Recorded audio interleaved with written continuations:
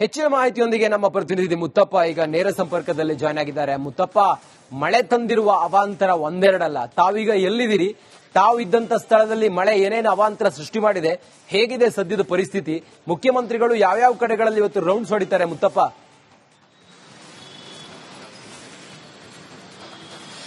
ರಂಜಿತ್, ಇನ್ನೇನು ಕೆಲವೇ ಗಂಟೆಗಳಲ್ಲಿ ಮುಖ್ಯಮಂತ್ರಿಗಳು ಮತ್ತೆ ಉಪಮುಖ್ಯಮಂತ್ರಿಗಳು ಮತ್ತೆ ಅಧಿಕಾರಿಗಳ ತಂಡ ಈಗ ಬೆಂಗಳೂರಲ್ಲಿ ಎಲ್ಲೆಲ್ಲಿ ಪ್ರವಾಹ ಪೀಡಿತ ಪ್ರದೇಶಗಳು ಅಂದ್ರೆ HBR ಲೇಔಟ್ ಆಗಿರಬಹುದು, ಸಾಯಿಲ್ ಲೇಔಟ್ ಸೇರಿದಂತೆ ಮತ್ತೆ ಸಿಲ್ಕ್ ಬೋರ್ಡ್ ಜಂಕ್ಷನ್ಗಳಿಗೆ ಹೋಗಿ ಭೇಟಿ ಕೊಡುವಂತಹ ಒಂದು ಕೆಲಸವನ್ನ ಈಗಾಗಲೇ ಮಾಡೋದಕ್ಕೆ ಪ್ಲಾನ್ ಅನ್ನು ಕೂಡ ರೂಪಿಸಲಾಗಿದೆ.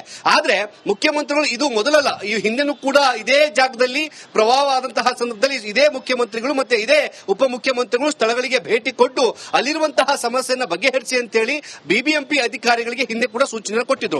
ಆದ್ರೆ ಇದುವರೆಗೂ ಕೂಡ ಸಮಸ್ಯೆಯನ್ನು ಬಗೆಹರಿಸುವುದರಲ್ಲಿ ಸರ್ಕಾರ ವಿಫಲವಾಗಿರೋದು ಈಗ ಸ್ಪಷ್ಟವಾಗಿ ಗೊತ್ತಾಗ್ತಾ ಇದೆ. ಯಾಕಂದ್ರೆ HBR ಲೇಔಟ್ ಇವತ್ತು ನಿನ್ನೆಯಿಂದ ಆಗ್ತಿರುವಂತಹ ಸಮಸ್ಯೆ ಅಲ್ಲ, ಕಳೆದ 2-3 ವರ್ಷಗಳಿಂದ ಇದೇ ರೀತಿಯಾದಂತಹ ಒಂದು ಸಮಸ್ಯೆಯನ್ನ ಆ ಭಾಗದ ಜನ ಕೂಡ ಅನುಭವಿಸುತ್ತಿದ್ದಾರೆ. ಈಗ ಮುಖ್ಯಮಂತ್ರಿಗಳು ಸಿಟಿ ರೌಂಡ್ಸ್ ಅನ್ನ ಮಾಡ್ತಾರೆ, ಅದು ಅಲ್ಲಿಗೆ ಮುಕ್ತಾಯವಾಗುತ್ತೆ. ಅಧಿಕಾರಿಗಳು ಮಾತ್ರ ಅದರ ಸರಿಪಡಿಸುವಂತಹ ಕೆಲಸವನ್ನು ಕೂಡ ಮಾಡ್ತಾರೆ. ಹೌದು, ಬೆಂಗಳೂರಲ್ಲಿ ನೀರಿನ ಮಳೆಯ ಪ್ರಮಾಣ ಹೆಚ್ಚಾಗ್ತಾ ಇದೆ, ಎಲ್ಲಾ ಕೂಡ ಪ್ರವಾಹವಾಗುತ್ತೆ, ಅದು ಒಪ್ಕೊಳ್ಳೋಣ. ಆದ್ರೆ ಪದೇ ಪದೇ ಒಂದೇ ಜಾಗದಲ್ಲಿ ಆಗ್ತಿರುವಂತದ್ದು ಈಗ ಅಲ್ಲಿರುವಂತಹ ಜನರಿಗೆ ಆಕ್ರೋಶಕ್ಕೆ ಕಾರಣ ಆಗ್ತಿರುವಂತದ್ದು. ಸಿಲ್ಕ್ ಬೋರ್ಡ್ ಜಂಕ್ಷನ್ ಕೂಡ ಅದೇ, ಪ್ರತಿ ಬಾರಿ ಮಳೆ ಬಂದಾಗಲೂ ಕೂಡ ಅಲ್ಲಿ ಮಾತ್ರ ಅತಿ ಹೆಚ್ಚಾಗಿ ನೀರು ನಿಲ್ಲುತ್ತೆ. ಆ ಒಂದು ಜಂಕ್ಷನ್ ಅನ್ನು ಅಭಿವೃದ್ಧಿಗೋಸ್ಕರ BBMP ಈಗಾಗಲೇ 50 ಕೋಟಿಗೂ ಅಧಿಕ ರೂಪಾಯಿಯನ್ನು ಅಲ್ಲಿ ಖರ್ಚು ಮಾಡಿದೆ. ಆದರೂ ಕೂಡ ಅಲ್ಲಿ ನೀರು ನಿಲ್ತಾ ಇದೆ. ಕಾರಣ BMRC ಅಧಿಕಾರಿಗಳ ಕಾಮಗಾರಿ. HBR ಲೇಔಟ್ ಕೂಡ ಅದೇ ಆಗಿರುವಂತದ್ದು. ಜೊತೆಗೆ ಸಾಯಿಲ್ ಲೇಔಟ್ ಅಂತೂ 10 ವರ್ಷಗಳಿಂದ ಅದೇ ಆಗ್ತಾ ಇದೆ. 2 ಸತಿ ಸ್ವತಃ ಸಿದ್ದರಾಮಯ್ಯ ಅವರು ಆ ಭಾಗದಲ್ಲಿ ಹೋಗಿ ಭೇಟಿ ಕೊಟ್ಟಿದ್ದಾರೆ, DCM ಅವರು ಕೂಡ ಭೇಟಿ ಕೊಟ್ಟಿದ್ದಾರೆ. ಆದ್ರೆ ಭೇಟಿಯಿಂದ ಯಾವುದೇ ರೀತಿಯಾದಂತಹ ಸಮಸ್ಯೆಗಳು ಬಗೆಹರಿಸುತ್ತಿಲ್ಲ ಅನ್ನೋದು ಅಲ್ಲಿರುವಂತಹ ಒಂದು ಜನರ ಮಾತಾಗಿರುವಂತದ್ದು. ಇವತ್ತು CM ಅವರು ಕೇವಲ ಏನು ಭೇಟಿ ಮಾಡಬೇಕು, ಮಳೆ ಹಾನಿ ಪ್ರದೇಶಕ್ಕೆ ಹೋಗಬೇಕು ಅನ್ನೋ ಒಂದು ದೃಷ್ಟಿಯಿಂದ ಅಲ್ಲಿ ಹೋಗ್ತಾ ಇದ್ದಾರೆ ಹೊರತು ಅಲ್ಲಿ ಯಾವುದೇ ತರ ಸಮಸ್ಯೆನ ಬಗೆಹರಿಸಬೇಕು ಅನ್ನೋದು ಕೂಡ ಅವರ ದೃಷ್ಟಿಯಲ್ಲಿಲ್ಲ.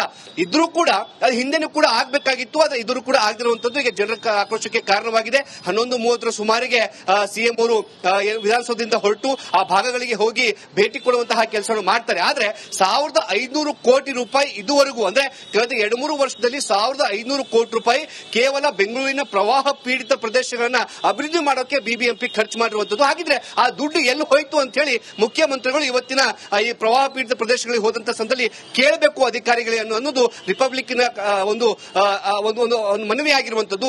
ಆದ್ರೆ ಅದನ್ನ ಯಾವುದನ್ನು ಕೂಡ ಮಾಡದೆ ಕೇವಲ ಬಸ್ಸಲ್ಲಿ ಹೋಗಿ ಅಲ್ಲಿ ಭೇಟಿ ಕೊಟ್ಟು ವಾಪಸ್ ಬಂದ್ರೆ ಈ ಮುಂದಿನ ಮಳೆಗಾಲದಲ್ಲಿ ಇಡೀ ಬೆಂಗಳೂರು ಏನ್ ನೀರಲ್ಲಿ ತೇಲುವಂತಹ ಪರಿಸ್ಥಿತಿ ನಿರ್ಮಾಣವಾಗಿದೆ. ರಂಜಿತ್, ಮುತ್ತಪ್ಪ, ಈಗ ಇಬ್ಬರು ಕರೆಂಟ್ ಶಾಕ್ ಹೊಡೆದು ಮೃತಪಟ್ಟಿದ್ದಾರೆ, ಮತ್ತೊಬ್ರು ಗೋಡೆ ಬಿದ್ದು ಮೃತಪಟ್ಟಿದ್ದಾರೆ. ಒಟ್ಟು 6 ಜನ ಇಲ್ಲಿವರೆಗೂ ಈ ರಣಭೀಕರ ಮಳೆಗೆ ಬಲಿಯಾಗಿದೆ. ಇನ್ನೆಷ್ಟು ಜೀವ ಬೇಕು? ಇನ್ನೆಷ್ಟು ಇಂಥ ಘಟನೆಗಳಾಗಬೇಕು? ಏನ್ ಹೇಳ್ತಾರೆ ಜನ, ಏನ್ ಹೇಳ್ತಾರೆ ಇದ್ರ ಬಗ್ಗೆ ಎಲ್ಲ?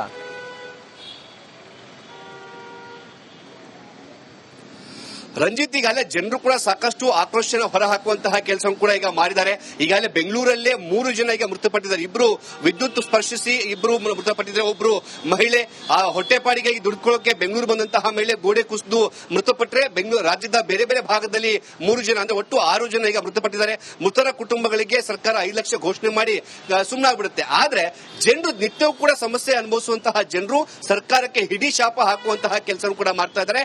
ಯಾಕಂದ್ರೆ ಪ್ರತಿ ಬಾರಿ ಮಳೆ ಬಂದ ಕೂಡ ಜನಸಾಮಾನ್ಯರ ಸಮಸ್ಯೆಯನ್ನು ಅನುಭವಿಸಿರುವಂತಹ ಕಾರಣಕ್ಕಾಗಿ ಎಲ್ಲರೂ ಕೂಡ ಸರ್ಕಾರಕ್ಕೆ ಹಿಡಿಶಾಪ ಹಾಕ್ತಾ ಇದ್ದಾರೆ. ಇವತ್ತು CM ಅವರು ಏನು ಈ ಒಂದು ಭೇಟಿ ಹೋದಂತಹ ಸಂದರ್ಭದಲ್ಲಿ ಜನರು ತಮ್ಮ ಆಕ್ರೋಶವನ್ನು CM ಎದುರು ಹೊರಹಾಕುವಂತಹ ಸಾಧ್ಯತೆ ಕೂಡ ಹೆಚ್ಚಾಗಿದೆ. ಹೀಗಾಗಿ ಎಲ್ಲೆಲ್ಲಿ ಭೇಟಿಗೆ ಹೋಗ್ತಾರೋ ಅಲ್ಲೆಲ್ಲೂ ಕೂಡ ಪೊಲೀಸ್ ಬಂದೋಬಸ್ತ್ ಕೂಡ ಹೆಚ್ಚಳ ಮಾಡೋದಕ್ಕೆ ಕೂಡ ಈಗ ನಿರ್ದೇಶನ ಕೊಡಲಾಗಿದೆ ಅಂತ ಕೂಡ ಮಾಹಿತಿ ಸಿಗ್ತಾ ಇದೆ. ಯಾಕಂದ್ರೆ ಜನರು ಈ ಒಂದು ಸಣ್ಣ ಮಳೆಗೆನೆ ಎಲ್ಲರೂ ಕೂಡ ಈಗ ತತ್ತರಿಸಿ ಹೋಗಿದ್ದಾರೆ. ಅಂದ್ರೆ 2 ದಿನ ಸುರಿದಂತಹ ಈ ಮಳೆಗೆನೆ ತತ್ತರಿಸಿ ಹೋಗಿದ್ದಾರೆ.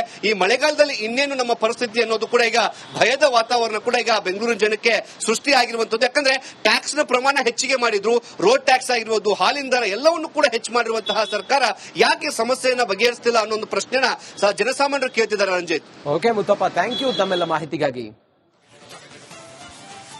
ಹೆಚ್ಚಿನ ಮಾಹಿತಿಯೊಂದಿಗೆ ನಮ್ಮ ಪ್ರತಿನಿಧಿ ಮುತ್ತಪ್ಪ ಈಗ ನೇರ ಸಂಪರ್ಕದಲ್ಲಿ ಜಾಯ್ನ್ ಆಗಿದ್ದಾರೆ. ಮುತ್ತಪ್ಪ, ಮಳೆ ತಂದಿರುವ ಅವಾಂತರ ಒಂದೆರಡಲ್ಲ. ತಾವೀಗ ಎಲ್ಲಿದ್ದೀರಿ?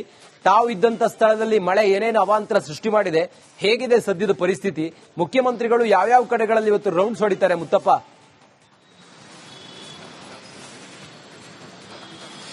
ರಂಜಿತ್, ಇನ್ನೇನು ಕೆಲವೇ ಗಂಟೆಗಳಲ್ಲಿ ಮುಖ್ಯಮಂತ್ರಿಗಳು ಮತ್ತೆ ಉಪಮುಖ್ಯಮಂತ್ರಿಗಳು ಮತ್ತೆ ಅಧಿಕಾರಿಗಳ ತಂಡ ಈಗ ಬೆಂಗಳೂರಲ್ಲಿ ಎಲ್ಲೆಲ್ಲಿ ಪ್ರವಾಹ ಪೀಡಿತ ಪ್ರದೇಶಗಳು ಅಂದ್ರೆ HBR ಲೇಔಟ್ ಆಗಿರ್ಬೋದು, ಸಾಯಿಲ್ ಲೇಔಟ್ ಸೇರಿದಂತೆ ಮತ್ತೆ ಸಿಲ್ಕ್ ಬೋರ್ಡ್ ಜಂಕ್ಷನ್ ಗಳಿಗೆ ಹೋಗಿ ಭೇಟಿ ಕೊಡುವಂತಹ ಒಂದು ಕೆಲಸವನ್ನ ಈಗಾಗಲೇ ಮಾಡೋದಕ್ಕೆ ಪ್ಲಾನ್ ಅನ್ನು ಕೂಡ ರೂಪಿಸಲಾಗಿದೆ.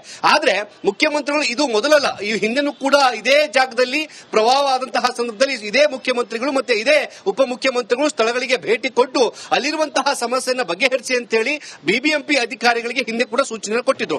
ಆದ್ರೆ ಇದುವರೆಗೂ ಕೂಡ ಸಮಸ್ಯೆಯನ್ನು ಬಗೆಹರಿಸುವುದರಲ್ಲಿ ಸರ್ಕಾರ ವಿಫಲವಾಗಿರೋದು ಈಗ ಸ್ಪಷ್ಟವಾಗಿ ಗೊತ್ತಾಗ್ತಾ ಇದೆ. ಯಾಕಂದ್ರೆ HBR ಲೇಔಟ್ ಇವತ್ತು ನಿನ್ನೆಯಿಂದ ಆಗ್ತಿರುವಂತಹ ಸಮಸ್ಯೆ ಅಲ್ಲ, ಕಳೆದ 2-3 ವರ್ಷಗಳಿಂದ ಇದೇ ರೀತಿಯಾದಂತಹ ಒಂದು ಸಮಸ್ಯೆಯನ್ನ ಆ ಭಾಗದ ಜನ ಕೂಡ ಅನುಭವಿಸುತ್ತಿದ್ದಾರೆ. ಈಗ ಮುಖ್ಯಮಂತ್ರಿಗಳು ಸಿಟಿ ರೌಂಡ್ಸ್ ಅನ್ನ ಮಾಡ್ತಾರೆ, ಅದು ಅಲ್ಲಿಗೆ ಮುಕ್ತಾಯವಾಗುತ್ತೆ. ಅಧಿಕಾರಿಗಳು ಮಾತ್ರ ಅದರ ಸರಿಪಡಿಸುವಂತಹ ಕೆಲಸವನ್ನು ಕೂಡ ಮಾಡ್ತಾರೆ. ಹೌದು, ಬೆಂಗಳೂರಲ್ಲಿ ನೀರಿನ ಮಳೆಯ ಪ್ರಮಾಣ ಹೆಚ್ಚಾಗ್ತಾ ಇದೆ, ಎಲ್ಲ ಕೂಡ ಪ್ರವಾಹವಾಗುತ್ತೆ, ಅದು ಒಪ್ಕೊಳ್ಳೋಣ.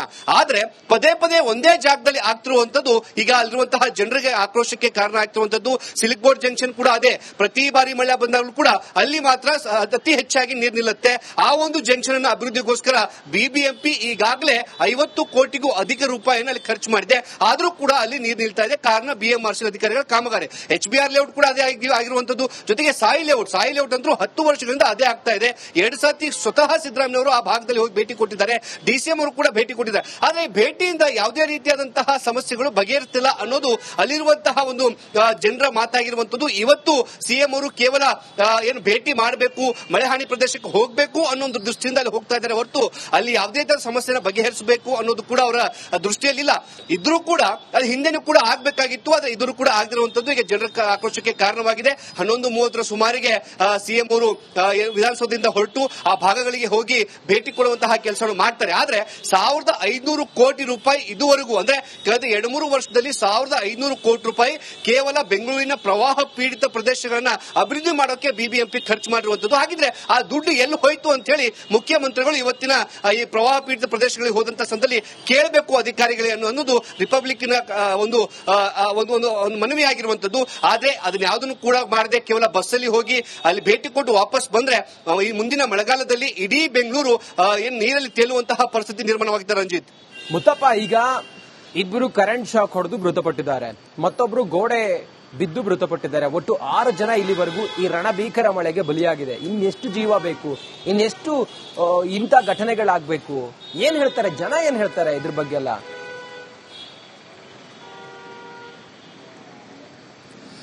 ರಂಜಿತ್, ಈಗಾಗಲೇ ಜನರು ಕೂಡ ಸಾಕಷ್ಟು ಆಕ್ರೋಶನ ಹೊರಹಾಕುವಂತಹ ಕೆಲಸ ಕೂಡ ಈಗ ಮಾಡಿದ್ದಾರೆ. ಈಗಾಗಲೇ ಬೆಂಗಳೂರಲ್ಲೇ 3 ಜನ ಈಗ ಮೃತಪಟ್ಟಿದ್ದಾರೆ. ಇಬ್ರು ವಿದ್ಯುತ್ ಸ್ಪರ್ಶಿಸಿ ಇಬ್ರು ಮೃತಪಟ್ಟಿದ್ದಾರೆ. ಒಬ್ರು ಮಹಿಳೆ ಆ ಹೊಟ್ಟೆಪಾಡಿಗಾಗಿ ದುಡ್ಕೊಳ್ಳೋಕೆ ಬೆಂಗಳೂರು ಬಂದಂತಹ ಮಹಿಳೆ ಗೋಡೆ ಕುಸಿದು ಮೃತಪಟ್ಟರೆ, ಬೆಂಗಳೂರು ರಾಜ್ಯದ ಬೇರೆ ಬೇರೆ ಭಾಗದಲ್ಲಿ 3 ಜನ ಅಂದ್ರೆ ಒಟ್ಟು 6 ಜನ ಈಗ ಮೃತಪಟ್ಟಿದ್ದಾರೆ. ಮೃತರ ಕುಟುಂಬಗಳಿಗೆ ಸರ್ಕಾರ 5 ಲಕ್ಷ ಘೋಷಣೆ ಮಾಡಿ ಸುಮ್ಮನಾಗ್ಬಿಡುತ್ತೆ. ಆದ್ರೆ ಜನರು ನಿತ್ಯವೂ ಕೂಡ ಸಮಸ್ಯೆ ಅನುಭವಿಸುವಂತಹ ಜನರು